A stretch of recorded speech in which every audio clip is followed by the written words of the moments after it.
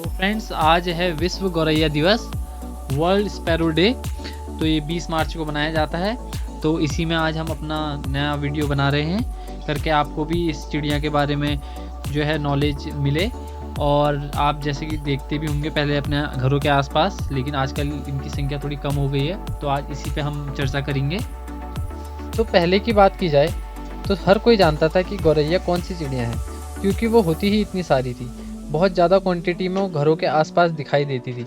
लोग उन्हें दाना खिलाते थे और वो बहुत झुंड के झुंड में आ जाती थी। लेकिन आज की बात की जाए तो आजकल के लोगों को पता ही नहीं होता है, जो हमारी नई जनरेशन है उन्हें पता ही नहीं कि गौरैया कौन सी चिड़िया है, क्योंकि आजकल वो दिखना बहुत कम हो गई है। गौरैया की ये घटती संख्या एक चिंता का विषय बन चुकी है। अब गौरैया का अस्तित्व खतरे में है, जिसके कारण अब ये विलुप्ति की कगार पे आ चुकी है। यह चिड़िया लोगों के घरों के आसपास ही रहना पसंद करती है और हर तरह की जलवायु में भी रह लेती है। जब हम छोटे थे तो हमारे घरों के पास भी ये चिड़िया आया करती थी और घोंसला बना के रहा करती थी। कभी कभी ये चिड़ियाएँ घर के अंदर भी आ जाया करती थी।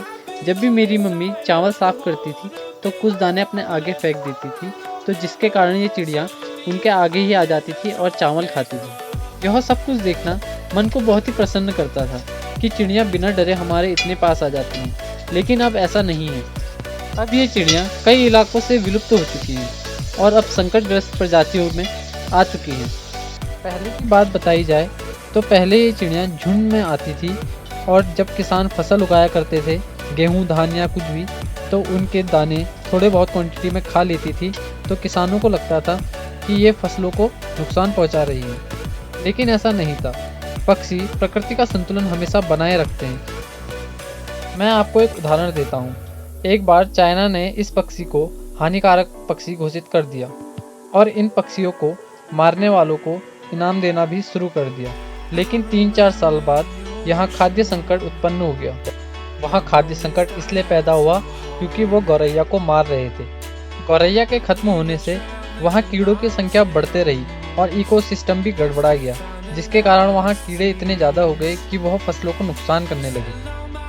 गौरैया की संख्या कम होने का कारण सिर्फ यही नहीं है, इसके अलावा भी कई कारण हैं जिससे गौरैया की संख्या कम होते जा रही है।